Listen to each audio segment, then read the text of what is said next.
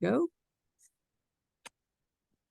And good afternoon, everyone. My name is Sue Quincy, and I'm with the Department of Energy and Environmental Protection. And I'm welcoming you here today in one of our webinars for the Envirothon. And we're joined with a speaker also from the Department of Energy and Environmental Protection out of the Office of Commissioner. And he is representing our policymakers and helping us understand about our energy and our grid system as we transition. Name is Josh Walters, and I'm going to let Josh actually introduce himself a little more because his background is quite varied. He has a lot of experience in policy, legal affairs, and energy in the broad sense. So can you give us a little background as to your experience in the past and your other organizations that you've worked for? Sure. Just making sure everyone that the PowerPoint's working and we went to the next screen, get that ironed out. Okay, perfect. So absolutely. Nice to meet everyone. Like Susan said, my name is Josh Walters. I'm a staff attorney at DEEP. I've been here for about 3.5 years, and while I'm housed technically in the commissioner's office, I work mostly with the energy side of our agency, and the lawyers at DEEP on the energy side of the agency really wear two hats, both policy and legal. So kind of get a mix of both. Prior to DEEP, I was living in Washington, D.C. and worked for the Federal Energy Regulatory Commission for a couple of years. They are the federal agency that regulates wholesale rates for transmission and the sale of electricity in interstate markets, as well as dams and natural gas pipelines and a number of other issues. And then before Washington, D.C., I was down in Texas for 5 or 6 years working at the Public Utility Commission down in Texas, and I did a lot of enforcement work. So making sure that the energy providers down there were acting consistent with customer protection rules, market power, market manipulation rules, things of that nature. And then, of course, I have to give the caveat that the views and opinions expressed here today are my personal views, and they don't necessarily reflect the position of DEEP or the DEEP commissioner. Okay. Well, this year with our Envirothon, our teams, our high school teams, and our coaches who are joining us today online are going to be looking at our current issues of understanding how we're utilizing and switching over into renewable energy sources for electricity and for energy in general. And what are some of those challenges that are facing us as we're starting to switch from fossil fuels to anything that is not a fossil fuel in order to generate electricity and energy in general for us to go about our daily lives? And so we're looking at some of those challenges, and we'll be putting together a scenario and a task for these students to investigate and to solve for us, and do a presentation in their competition that will be coming up later on. So if we're looking to you to give us some insight as to what's coming up in Connecticut, especially for our transition in our energy grid in general, and some insight as to what are those challenges. So I'm going to be turning it over to you for the rest of this time. And if there are any questions from people, they can go ahead and write them in the chat, and we'll take them at the end and open it up for discussion as well. But I'm going to let you lead the way and see what we can learn about how we're transitioning our policies and our thoughts as to what we're going to be doing in the future for our energy. That sounds great. And if it's okay with you, Susan, I've tried to set this up to not just be me talking the whole time. So, I certainly, if folks have questions they want to come off mute for, I think each slide potentially has the if someone has a question after each slide, I'm happy to pause for a minute and have that conversation. There's probably a series of 5 to 10, 8 slides, maybe sort of in the middle of the presentation, where we'll go through them really quickly, and it probably makes sense just to talk through them at the end. But otherwise, most of the slides are, I think, Okay. I'm happy Well, to stop and take any oh, for questions. that, that'd be fine. Okay. Then that would be great. So if there is a question, it would be great if they could use the reactions or raise hands on the chat themselves here, and I would then we can unmute them. That would be great. Great. All right. So I'm gonna first start with Connecticut, and obviously that's the focus here. But as we'll sort of proceed through the presentation, uh, Connecticut is part of a 6-state power grid, in New England, ISO New England, and so what our regional neighbors do have pretty major impacts on our ability to transition as well. So while this is going to be mostly focused on Connecticut, there really are. It is also important to understand up front that um, the progress that our neighbors make will have a major contribution towards our ability to transition as well. Um, so sort of first starting at the highest level of sort of where we're headed as a state. Back in 2022, Public Act 22.5 was passed, and it requires that the state shall reduce the level of emissions of greenhouse gases by January 1st, 2040 to a level of 0% from electricity supplied to electric customers in the state. And basically that's just statutory language that says by 2040, customers in this state need to be served by um, zero carbon resources. And this was a statute that codified a prior executive order from Governor Lamont, where he laid that out as a goal for the state to achieve, and then the legislature in 2022 passed that. So I just, if folks want to come off mute, and I'm happy to have this be interactive, but just and if not, we can kind of just power through. But be curious if anyone has thoughts about what resources you all think will be important to meet this 2040 mandate, where we are not supplying customers in this state from carbon emitting resources.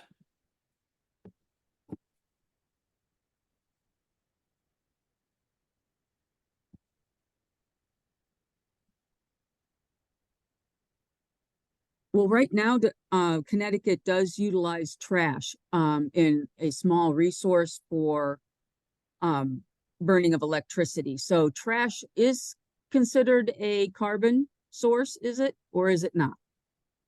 So it is a renewable resource. I believe it, if I'm keeping my requirements right, I believe it is a class 2 rec under Connecticut law. But it would be emitting carbon. So I think that's an interesting question too, with the way the statute is crafted, whether zero carbon will mean utilizing resources that are not part of our renewable portfolio or consistent with our renewable portfolio standards, or we have class 1 recs, which are your more traditional renewables, class 2 recs and class 3 recs.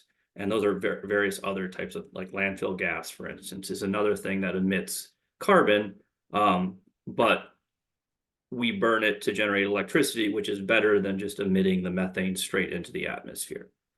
So that is, I actually don't know the answer to that question in terms of how that will fit with the statutory language. Okay. There was in the chat was mentioned offshore wind, and Mm-hmm. if you can try to unmute yourselves as again, I believe you can. It was the settings are set so you can unmute.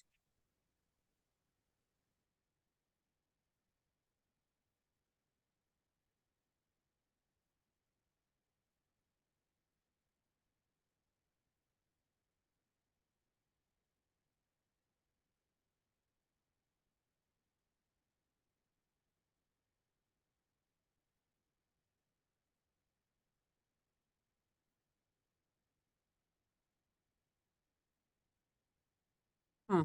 Still shows that they can't unmute. So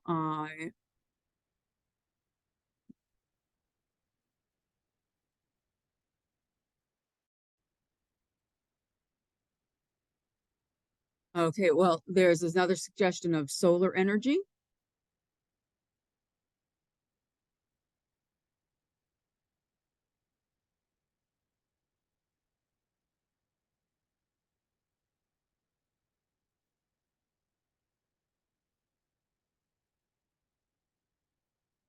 And let's see.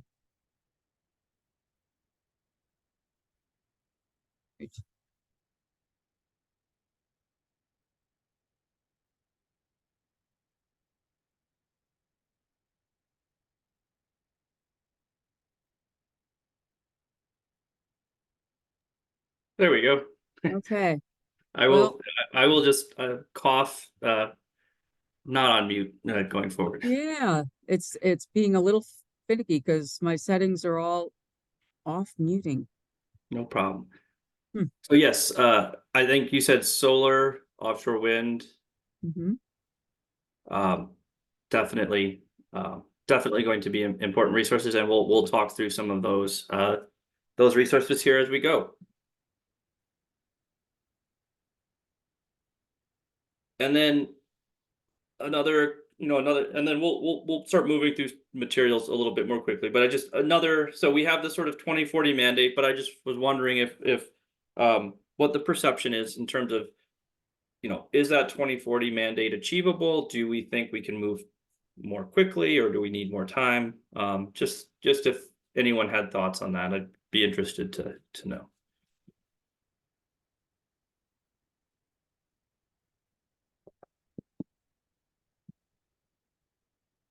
And we can maybe Hmm. circle back at the end with that, given the mute difficulties at the moment. Yes. All right. Okay, so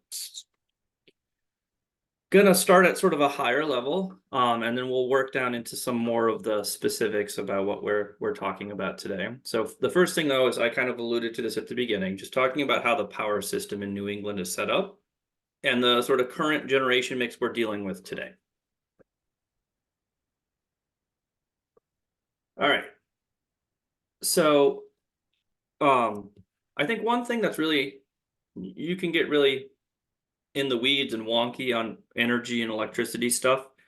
But one thing that I think people who aren't as familiar with the specifics of this area don't fully appreciate is what an actual marvel the electric grid is. Some people call it the largest machine that humans have ever made, and the reason for that. And I have an illustration or a video on the next screen that's going to help to illustrate this point. But you see here the green, the Eastern interconnection. And then you have most of Texas is this darker green, that's ERCOT. And then you have the Western interconnection yellow, and then Alaska has a small one, and Quebec has a small one. The Eastern interconnection in Quebec are all have some connections.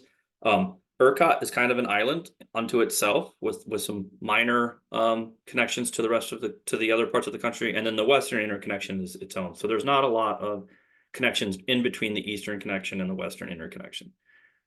But what that means is every power plant in this like teal green section of the country, when it's online and running, is connected through the transmission grid to every other power plant operating at any given time. And if something happens at one power plant, it can have cascading effects that affect other power plants, even that are very far away. And so this is a video I had found a while back that I think does a really good job of sort of demonstrating what happens. And so just pausing it for a moment here. What happened, there was an issue in Florida. There was a fire at a substation, and that fire caused some blackouts, and it caused two fairly large nuclear resources to trip offline. So they were no longer generating on the grid. And so what this video shows is the effect that it had on the broader grid in terms of change in frequency. And so without getting too much into the weeds, the US grid runs at a 60 hertz frequency. So that means for most larger power generators, the turbines are spinning at 360 revolutions per minute at that at that RPM, they're generating a frequency of 60 hertz, which all you need to know for these purposes is it's very, very important for the frequency of the grid to stay within a very, very small bandwidth. Because if you exceed that bandwidth, you can start having problems on the grid where things start tripping offline, and you can have cascading effects that can lead to blackouts. So I'll just press play here, and you can sort of see on this, when it changes over, you can see some of the cascading effects that this generator tripping offline had across this wide swath of the US. And so what those colors are showing are the frequency changes on the power grid in each of these different areas. And so this happens over a very short period of time, and I'll just rewind it real quick to show this part one more time. But you can see it starts out in Florida, and it emanates across a large swath of the eastern US. And you can even see some areas like in Maine. In Maine, it kind of reverberates back and forth a few times and what's happening is that the other power plants on the grid suddenly have to make up for the slight deviations caused by those other power plants tripping off. So they either have to speed up or slow down depending on what's happening. And so I just wanted to show that, as I found it as like a really interesting way just to show how interconnected we are, not only in New England, but also the Midwest and Eastern Seaboard. And so when we talk about the grid in Connecticut, though, what we really mostly are talking about is the grid that is operated by ISO New England. And so that covers Vermont, New Hampshire, Connecticut, Massachusetts, Rhode Island, and most of Maine. There's a small part of Maine that's in a RTO, that's in a power system that's in Canada, but most of it's in ISO New England. And so the ISO has three main functions. And the one, so they administer the markets that help basically where the generators sell their power. They do long-term planning studies to make sure the transmission system stays reliable and can meet growing demand or different generation resources. And then there's grid operation. And so this grid operation is the one I want to focus on today, because I think it's most relevant to the conversation. And this is not, their description here is not hyperbole. And really it's about every 5 seconds of every day, the ISO coordinates and directs the flow of electricity over the region's high voltage transmission system to make sure there's no reliability concerns. And what that means, this is if you ever go to the ISO New England website, it's iso-newengland.com. I think it's .com. They have a lot of really interesting resources available showing what's happening on the grid in real time. And so what this little widget here shows is the blue line is the ISO forecasts in a day ahead or so, what they think all of us are going to be using for electricity in a given day. And so that's what you can see, the blue line. So like here, probably they predicted that the peak electricity usage on this given day was going to be around almost 16,000 megawatts. And then you see this yellow line is what we actually used as consumers in New England. And you can see there's an area where it splits off from the expected forecast, and that just means they got it slightly wrong. But what that means is where these two things start to deviate, they're going to have to send out instructions to power generators in New England and say, hey, demand is not as high as we thought it was going to be. We need you to either lower your output or potentially even shut down, depending on the size of the resource. But it's really important for them to keep demand exactly in line with supply, because again, going back to that first example, frequency, if supply and demand don't meet up really closely, you start to get those deviations in frequency that can lead to those cascading reliability events that can lead to blackouts and other problems. So, what on today's grid, what does the ISO have at its disposal to sort of accomplish this in real time, needing to keep the generation exactly or almost exactly equal to the amount of load on the system?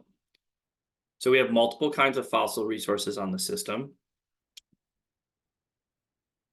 We have one coal plant left in New England. It is mostly retired at this point. It can operate.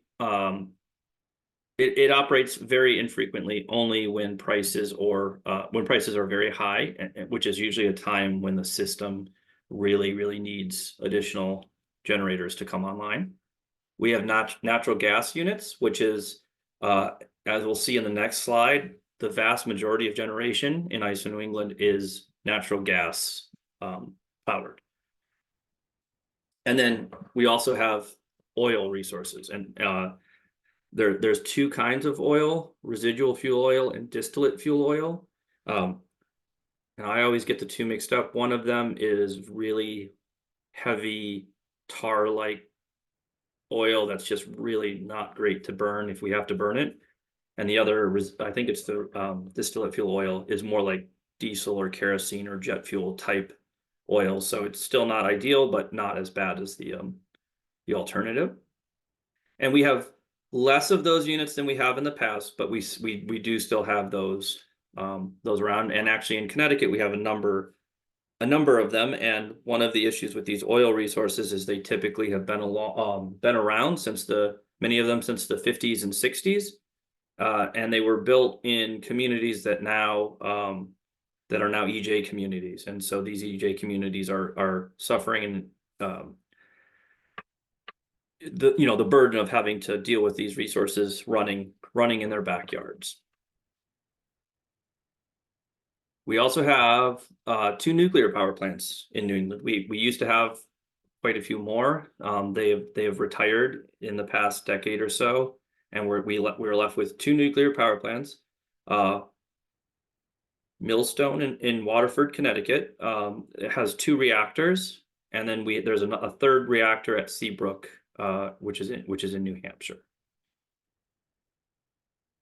We have some hydro.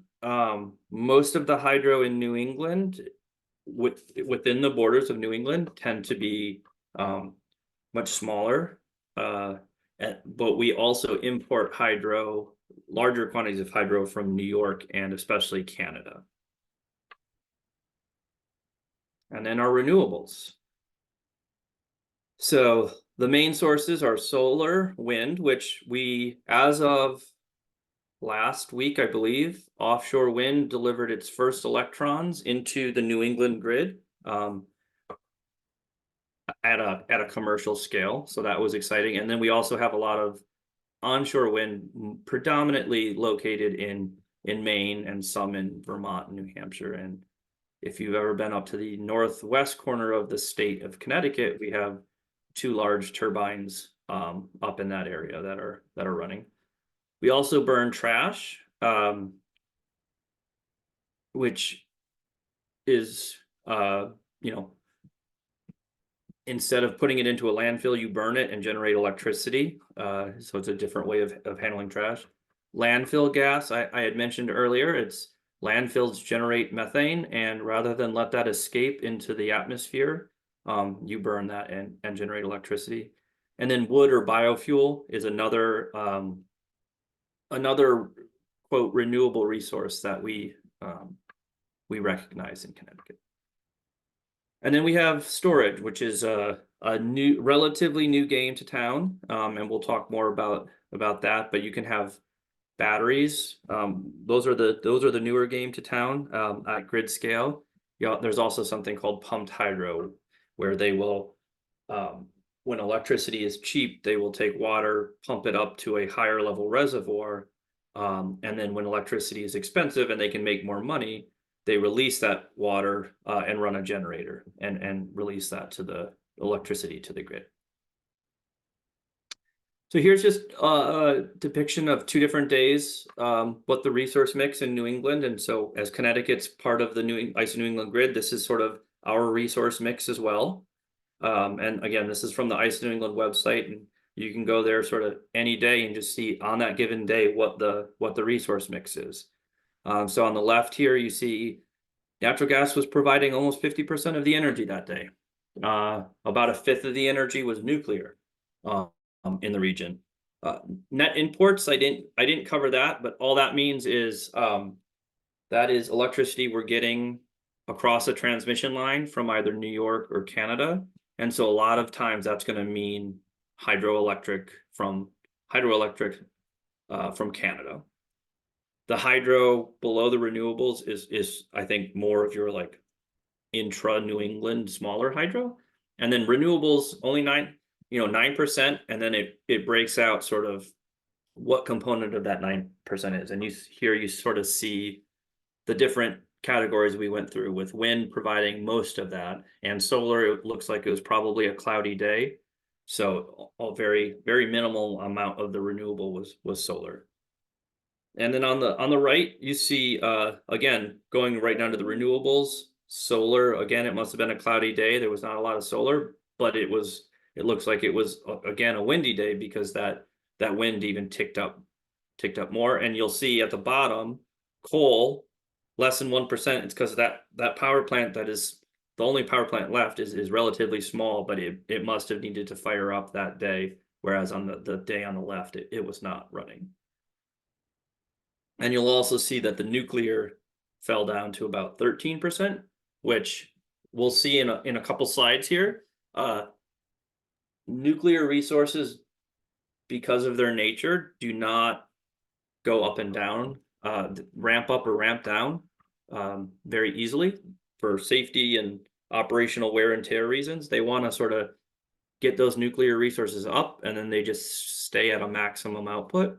And so seeing that reduction between the 2 days likely means that one of the nuclear reactors was down for maintenance or testing or something along those lines. Yes, Josh, I have a question for you. sure. Diane has asked, is there a reason hydro is not included with the renewables?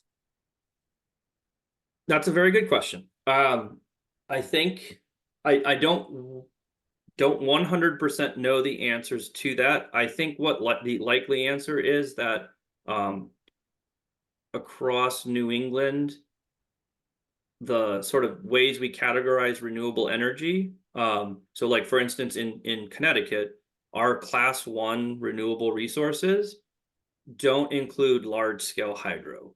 They're run of the river hydro, it's called, and it's not like the big Hoover Dam type hydro that you might think of. It's more of the smaller kind. And so I think that's probably why they call it out separately. But I'm not entirely sure. It's somewhat controversial amongst a subset of people whether hydro is truly renewable or not, I think.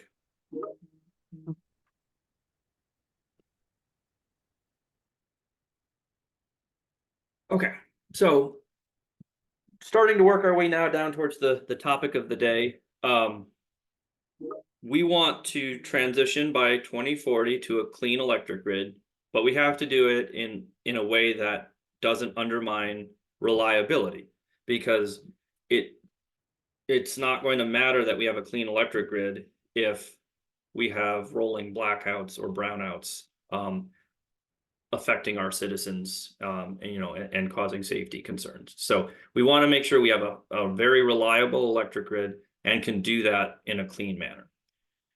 And so what that means, different regions of the country are going to have different times where their system is going to be stressed. New England, our time of stress is the winter. So right now we're currently at what's called a summer peaking grid. And what that means is we use today the most of our electricity, the highest use of electricity is in the summer. But as electrification occurs and we get electric cars, we move to heat pumps for space heating, things of that nature, the amount of electricity that consumers in New England are going to use is going to increase quite a bit. And the projection, I don't remember the year it occurs, but the projection is that at some point in the medium term, our ISO system is going to use more electricity in the winter rather than the summer. And the reason that that's important is because right now we already face some level of reliability risk in the wintertime. This is a map on the right of the natural gas pipeline system. And so on those previous slides, you saw how big of a piece of the portfolio natural gas is, about 50%. And this is where they're getting the gas from. So they can get gas from the blue, which is the Tennessee line. A little bit comes in along Iroquois and the Algonquin lines, and then a little bit from Canada along the Maritimes line. The situation we have in New England is that we have a fair number of homes that are heated by natural gas. And so in the wintertime, those home heating uses for natural gas get priority over the power plants. And especially if we get a really, really cold day and people crank up their heat and are using a lot of natural gas for their home or commercial heating systems, you may actually run into a situation where there starts to be not enough gas coming through these pipelines to reach the power plants, or to at least reach all of the power plants. And so that begins to become a problem when 50% of your demand is met by natural gas, and suddenly these natural gas power plants are having a hard time getting gas to run. And then just the other thing to be aware of from like a reliability and transition perspective, we do have the ability. So this natural gas comes from like Pennsylvania and I think as far away as Texas through these pipelines. We also do have the ability to import liquefied natural gas, LNG, and that's what these blue, the Everett Northeast Gateway, and then all the way up in the right-hand corner in Canada, Canaport. These are various types of LNG import facilities that a boat can basically, a giant ship can come up and deliver LNG that can then be pumped into these pipelines and help when there's not enough gas coming from Pennsylvania or Texas or other parts of Canada.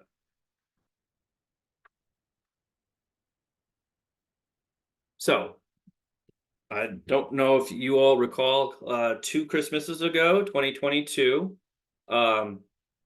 we had a pretty close call in New England. Some other regions of the country actually experienced blackouts.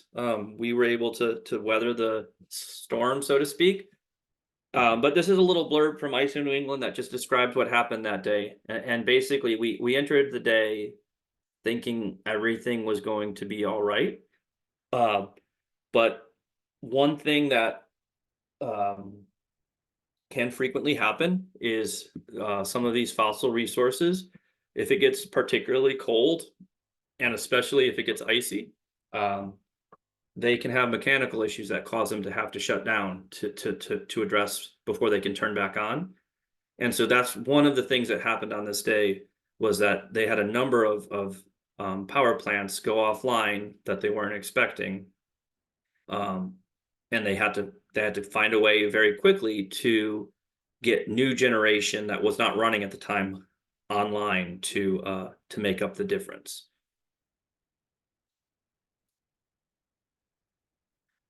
And so this is another graph on the ISO website, but I think it does a really good job of showing on this day in question, and I apologize for the PowerPoint. It's definitely not a year from now in 2025. That should say 12, 24, 22. It should have been 12. This is December 24th and December 25th is what this shows.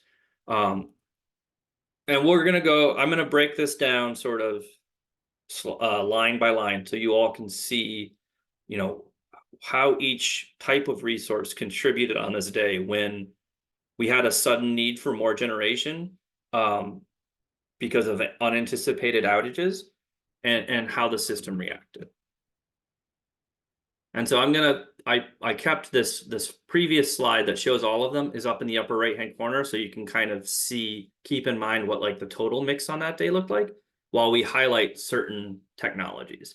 And so this slide shows natural gas on this day. It's providing at its peak, it looks like about 3,300 megawatts.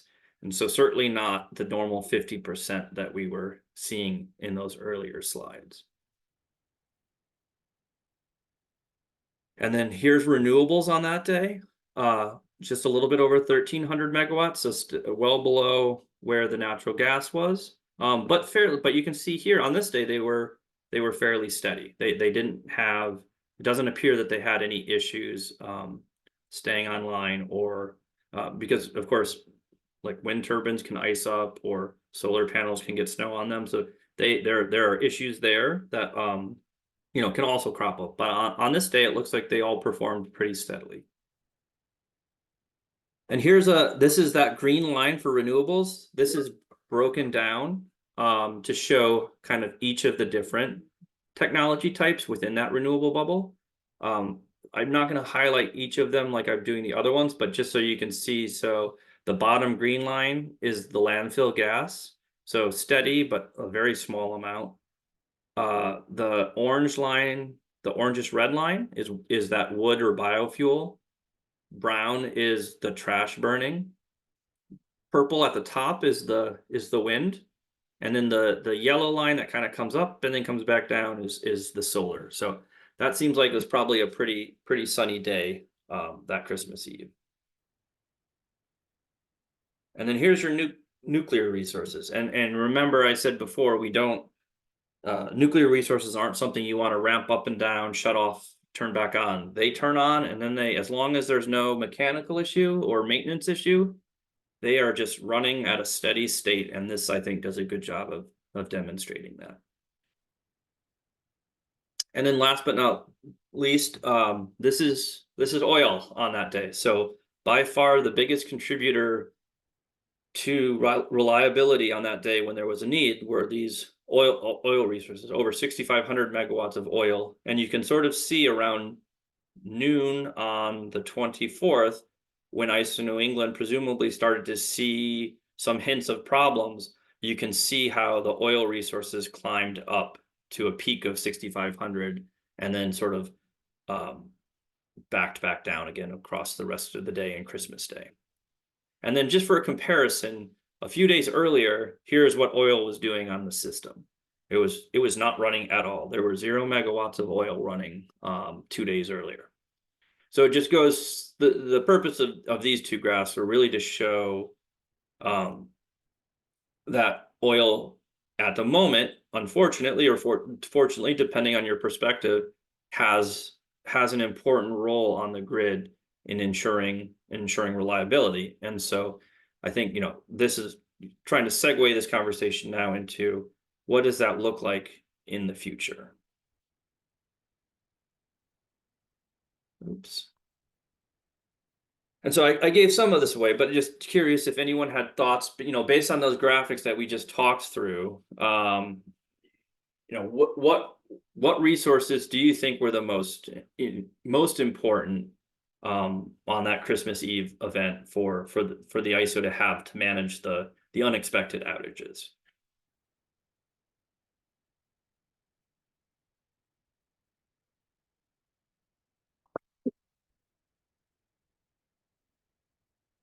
So the one that I basically gave away pretty clearly was oil. That was a very critical resource for the ISO to be able to rely on. But were there any other ones that jumped out at you from the different graphs?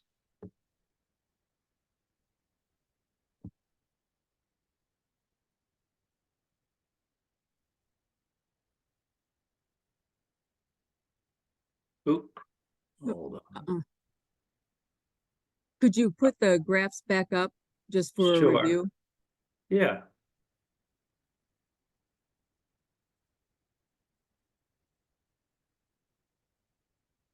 I'll go back to the main one that shows sort of all of them relative together. Yeah. And so this one is the top one is oil, orange is nuclear, blue is light teal blue is natural gas. And actually one line that I did not call out specifically that's on here, the darker blue that loosely follows the natural gas, again, is those net imports that we're getting contributions from other regions to help us out. Do you ever know what's in the net imports? Or is that just coming through as whatever? Um, I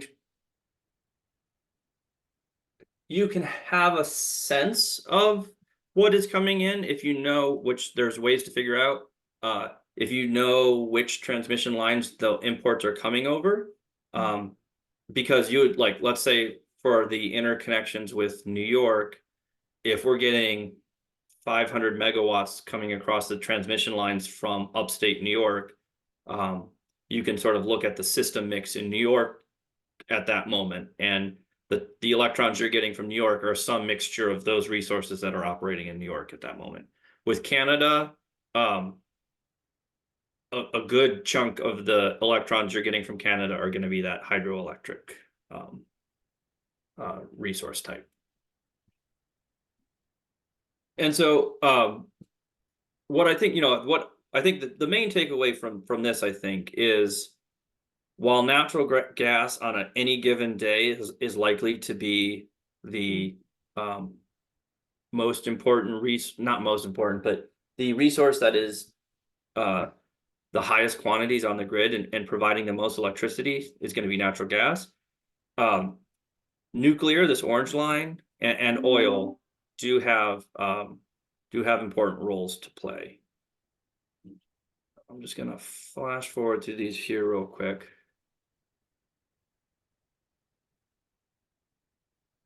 And I was just, has anyone ever heard the phrase the duck curve before? Because this gets starting to get into some of the things that the ISO has to manage on a day-to-day basis beyond those one-off days like the Christmas Eve where there was something unanticipated. And so I've never particularly been able to see it, but supposedly if you take this graph and turn it sideways, it looks like a duck. But what this demonstrates is historically, let me see if I can do. Normally this graph here, as it starting at 4 a.m., the load starts to increase. At about 8 a.m., it reaches a peak. Normally, historically, it would keep going up until about noon or so, reach its peak, and then start coming back down, and you would see the line right above about of the 16, it would kind of meet there. But instead, what you get is this dip. And what that's caused by is New England has done a really good job of deploying solar both at a grid scale, so like your larger solar farms, and then also your behind the meter solar, which is the solar that goes on houses and commercial buildings. And so what this dip is, this means this was a really sunny day, and demand in the region dropped by almost 4,000 megawatts at its peak because we had so much solar generating at that time. So this just goes to show sort of as we transition, there are immediate steps we can take to make a difference. And these 4,000 megawatts that solar are contributing to is 4,000 megawatts that fossil resources don't have to run to meet. Now the flip side of that, and I don't remember what my the flip side of that is once the sun goes down, or if you don't have a sunny day, you do need to have resources that are ready to meet that demand or the consumer use of electricity online and ready to go. And so that's something that the ISO has to manage. And it can be particularly difficult if you get a day, let's say, where it's partly cloudy or part of the day is cloudy and then the sun comes out. That earlier graph that I showed where just like this one, but where the blue and the yellow lines didn't align exactly, it could have very easily have been a day where there was some unexpected clouds suddenly, or there were supposed to be clouds and then the sun kind of burned through them and there was more solar on the grid than was anticipated. And so it's a very dynamic situation that can be difficult for the ISO to manage. And we'll talk through some of the things that we probably need to help out with those. And then just calling out, some developmental issues with solar. Siting of solar is becoming increasingly an increasing problem. There's less and less land for it to be deployed on, and it is definitely there's a little bit of a NIMBYism problem going on with solar and really infrastructure in general in the region and in our country. All right, so recognizing that we're getting a little bit short on time, I can walk through some of these rather than posing them as questions. But so the more traditional resources, so those are your fossil fuels and your nuclear that have been around for a long time, hydro as well, but there's probably not any new large hydro dams going into service anytime soon. So those are probably going to just probably stay pretty status quo. So in terms of oil, in the short run, unfortunately, from a climate change perspective, oil resources do have a role, like that graphic we looked at showed on Christmas Eve 2022. They serve a reliability function for the ISO to fall back on when other resources aren't available. And we're going to talk more about this in a slide or two, but storage is an up and coming technology that is really promising, and that may be able to help us mitigate the effects in the near term of oil, and in the long term possibly even replace the need for those oil resources. Nuclear, for the region to meet its clean energy goals, those two nuclear facilities are really, really important. They provide over 3,000 megawatts of clean, firm, 24/7 power when they're not out, when they don't have an outage. And so they are really critical to help the region sort of get through this transition period where we're going to have fossil resources retiring, and intermittent renewables coming online. So having a very large generator that's pretty much on 24/7 is a really valuable resource. Seabrook has a license with the Nuclear Regulatory Commission that runs until 2050. Connecticut's facility at Millstone, they don't go quite out to 2050, but hopefully they will be exploring license extensions in the near future. Future of natural gas. It's a as those charts showed, it's 49-50% of our grid is powered by natural gas. And so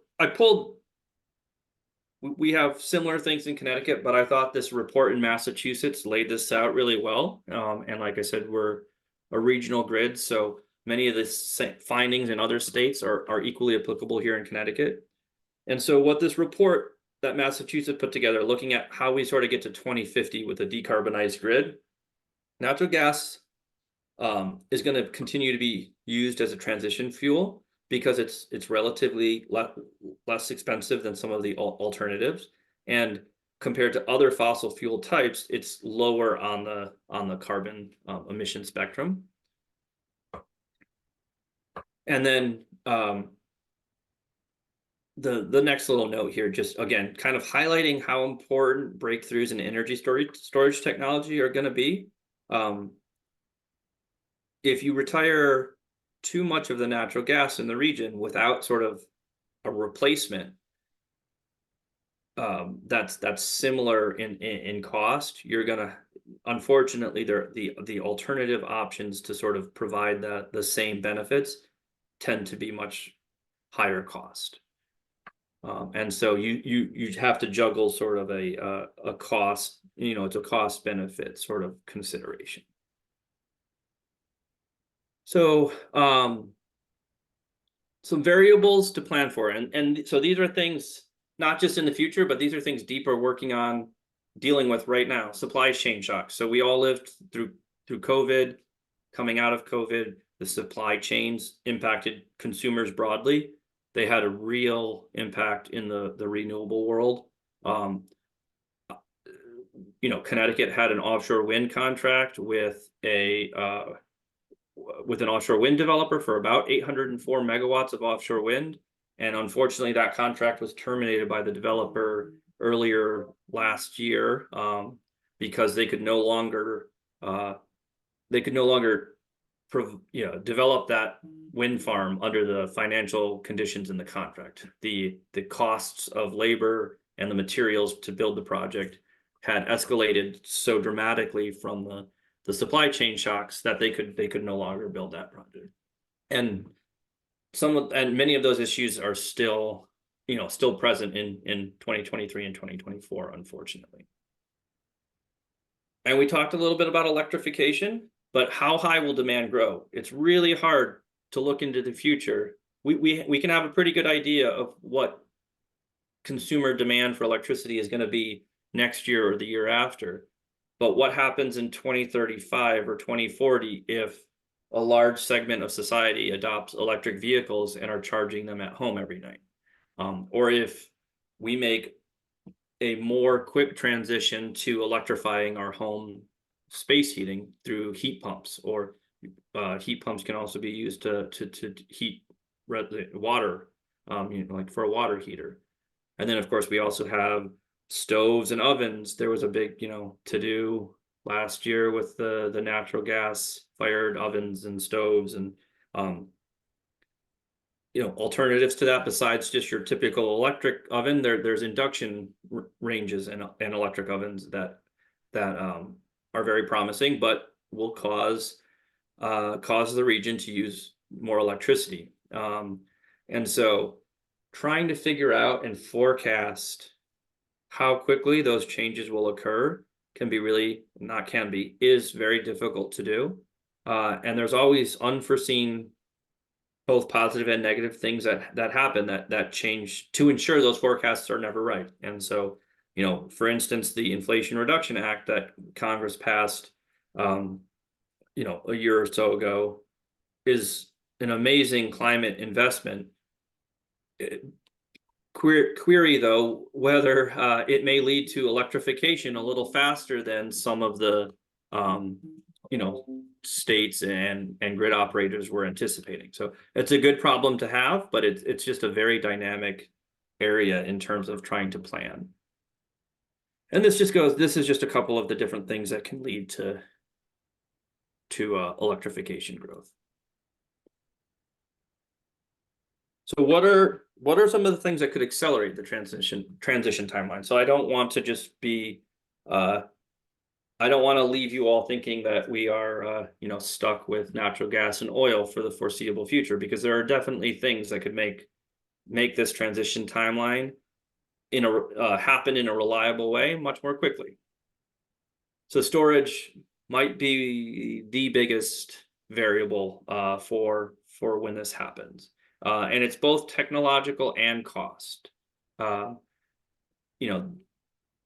We're all familiar with like the Tesla batteries, and people can get batteries in their houses now. Those tend to be lithium ion batteries.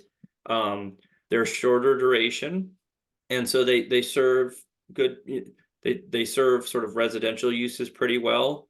From a grid perspective, they are being deployed as well, up to, I think we now have 4-hour batteries on the system in New England.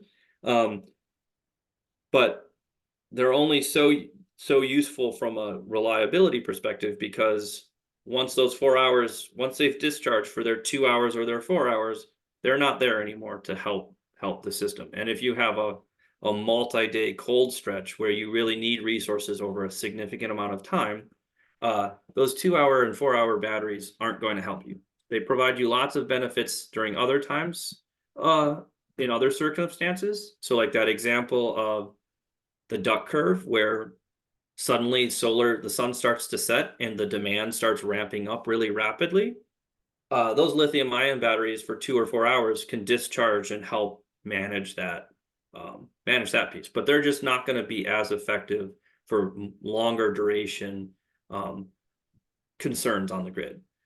The exciting thing there is a company up in Massachusetts, Form Energy, has a battery system. They call it multi-day storage out on the market now. And it can actually discharge over 100 hours. And so once you start talking about 100 hours or more, those are the types of resources that can really start, if they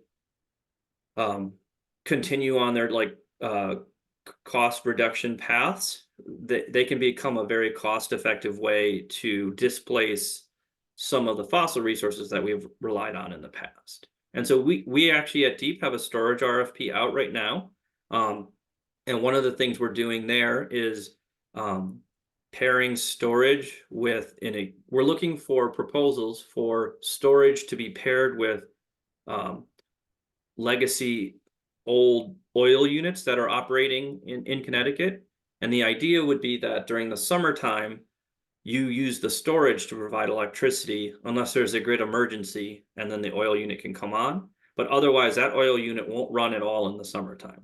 And in the summer, when you have ozone more prevalent, that's when the worst of the health impacts of living near a fossil fuel resource that's running exists. And so we don't eliminate, but we help to mitigate some of those health impacts by getting that oil unit not to run during the summer. And then it would be available in the winter, like that Christmas Eve 2022, to run if there was a need on the system.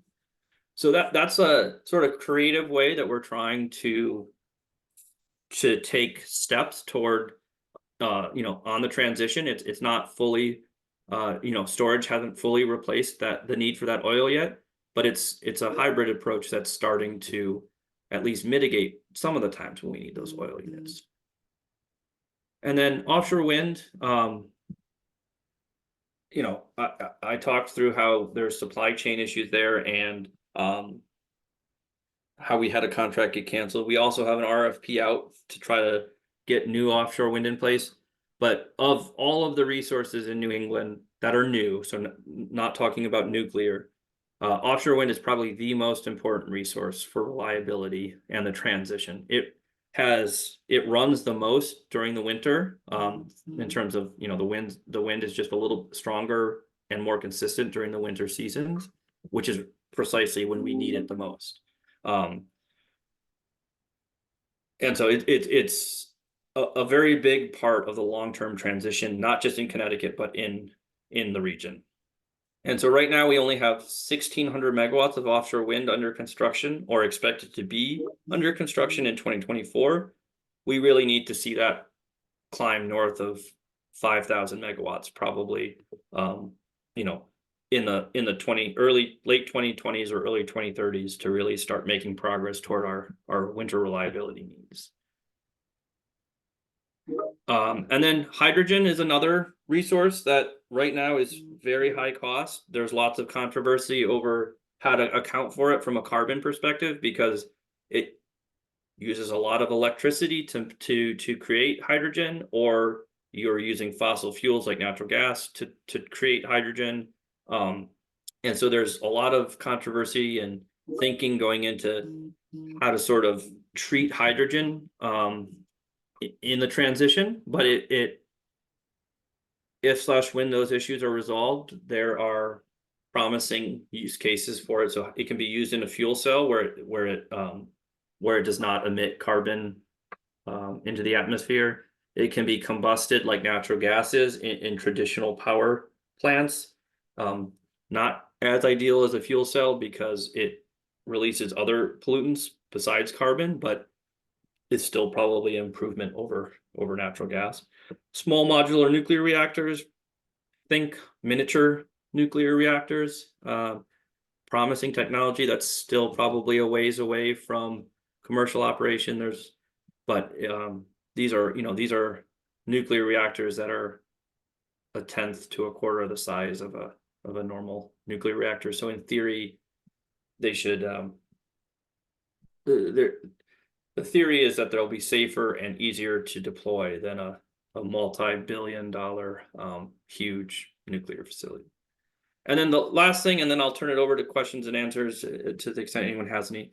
The last thing I want to leave you with is one of the most important things that we can do in the transition, and that will really dictate how successful we are in the transition and how much the transition costs is something called demand response. And what that basically means is how how responsive are we as consumers to reducing usage at critical times.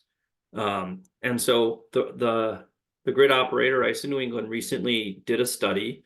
They looked all the way out to 2050 and forecasted electrification and load growth and said, okay, what's our best guess for how much demand for electricity there's going to be in 2050? And their forecast said, we think there's going to be about 57 gigawatts of electricity at the peak in 2050, in the winter in 2050. And just for some perspective, the numbers in orange are sort of the all-time highs in ICE New England to date. So almost double the summer peak and more than double the winter all-time winter peak is what they're projecting in 2050. And the reason this is important is ISO wanted to demonstrate how important load response is. And so there was another forecast that they said under an alternative set of assumptions, we could see the region getting to 51 gigawatts of demand, but not all the way up to 57. And then they sort of did some calculations and determined that if the region can find ways to reduce the peak demand in 2050 from 57 to 51, we would save about $8 billion. And so it just goes to show how important it's going to be to find ways during the transition to the easiest way to deal with reliability, or the simplest way to deal with reliability in the transition, is not to need to use electricity, or not to use electricity during certain times. And so there's lots of conversations going around the region and across the country on how do we get consumers to be more responsive, especially during these critical times when the peak might only be for a few hours over an entire year. And if we can find ways to send signals to consumers to shut things off or not charge their cars, for instance, during that time, there are real opportunities to save money, to accelerate sort of the rate of transition and the need for some of these fossil resources to potentially stay around. So I think that's all I have, and I'm happy to take questions. Peter Pacone has his hand up, so I'm going to ask him to unmute if you can do that. Go ahead, Pete. Okay. Hi, Josh. Very, very interesting and presentation. Really enjoyed it. Thanks. I work as a wildlife biologist, Josh. I've been on the Envirothon team since like early 90s. So really, this is a really great presentation to get, put out there. So here's my question, Josh. I really, I've given your topic a lot of thought over the years, and getting the information that you shared has really helped me understand a lot more. But what I'd like to know is the cost per kilowatt for the consumer. You showed the graph, the duck graph, okay, that you called the duck bill graph. You used the term when demand goes up. At sundown, demand of energy actually goes down. What you were referring to is demand for other fuels other than solar, correct? Because that kind of is a little misleading when you say demand goes up at sunset. It really, demand for other fuels goes up, right? That's what you meant to say? That's right. So historically, there was a slogan which at Deep on the energy side, we still have all these little bumper stickers and things hanging around. There was a wait till 8. Because typically around 8 o'clock is when load started to really decrease fast. People have come home from work, lights at work are getting shut off, cooling and heating is right. It's So that's right. so demand goes down technically at that time for energy. Demand starts to go down. It's the solar can no longer serve that demand, and so you need other resources to come in and start to replace that. Yeah. And I just wanted that to be clear, because that was a little confusing. Absolutely. Made it sound like demand went up for energy, but it actually went up for the other products or the other. That's right. No, that's a great great Yeah. clarification. Yeah, but then just another question is the cost per kilowatt. You didn't really break down for us the consumer. We're the consumers, right? We're buying the electricity. We pay X amount of money per kilowatt. How much does it cost to generate the solar energy per kilowatt for you to deliver? The energy company to deliver to me a kilowatt of energy.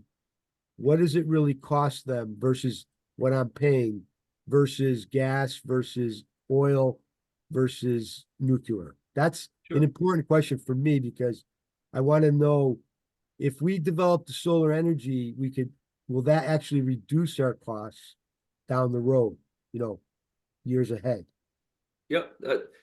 That question could be another hour in and of itself. Really? But it's but I can definitely address it Okay. at a higher level. So solar has become one of the cheapest sources on a dollar per kilowatt basis of electricity. The issue with it without pairing it with storage is this chart. It's what happens if it's cloudy or what happens once the sun sets. Okay. You have to have something to take its place. Yeah. But so the price of solar has fallen dramatically over the past couple decades. It truly is remarkable, and it is one of the cheapest sources of energy at this point. And Yeah. then it's kind of stacked. The price of nuclear. So the Millstone power plant in Connecticut, we actually have a long-term power purchase agreement with our utilities do, and that's about $50 a megawatt hour. Is where natural gas typically comes in below that, closer to 40 or so. And this is relative, so there's large pluses and minuses on each side of these numbers. Sure. But natural gas tends to come in cheaper than that. Mhm. Your oil resources are higher than the nuclear. Onshore wind on a energy cost is pretty low, down closer to probably or solar or natural gas. And then offshore wind, unfortunately, is higher cost above nuclear. The other thing that you have to factor into sort of how you put these into hierarchy is onshore. So onshore wind in New England is a good example. A lot of the onshore wind that's available to us is in northern Maine. And so to get it down to where we need it, you also have to build the transmission lines to get it there. And so that's another cost that sort of goes into the equation. Josh, do I'm you have a gonna, number? Do you have a number Pete, for I'm that? gonna have to ask you to hold off for a second because we have a couple other questions. And I know Josh is gonna have to run in a couple of minutes. I- So to get So I them in, just I'm need going the to, number. I needed just a number per kilowatt for solar and wind. You just said it was the lowest, but is there a I number? think so. I don't know it off the top of my head. I think solar is down in the 4 cents per kilowatt hour range at Okay. the moment, but Thank you. that's grid scale. But I'm Yeah. not entirely sure. Onshore wind, I just can't remember off the top of my head. Thank you. Thank you, though. Go ahead, Sue. Yep. I'm Yep. sorry. Yeah. okay. Good. Thank you I'm very going to much. ask, Lori Doss has a couple of questions to ask real quick about equity and bringing in Yeah. some human rights issues real quick. So Lori, could you ask away?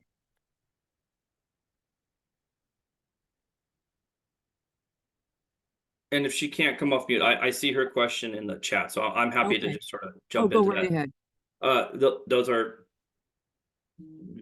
very good points, and it's something to, I don't know that anyone has quite yet figured out how to meet all of these different competing priority interests, policy interests. So, in a perfect world, you would just be transitioning to a clean grid and there would not be these other externalities to consider. But we don't unfortunately live in a perfect world. And so, these are real concerns. I think the federal government has started to take a lead on some of these things. So I know, for instance, so uranium for nuclear power plants, some of that uranium is from other parts of the world, and there's questions about how that's mined and um, the labor standards and things of that nature. And so I know there's a nuclear policy programs that the federal government have implemented recently that put an emphasis on procuring uranium in America.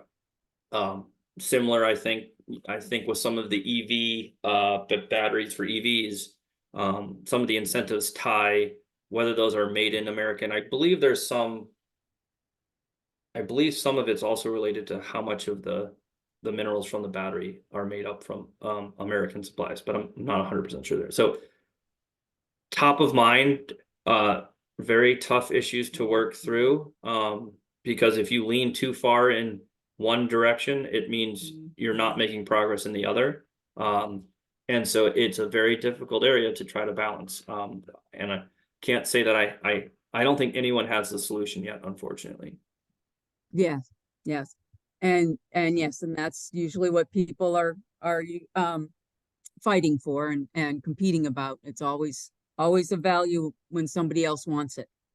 Yeah, So and it's really important to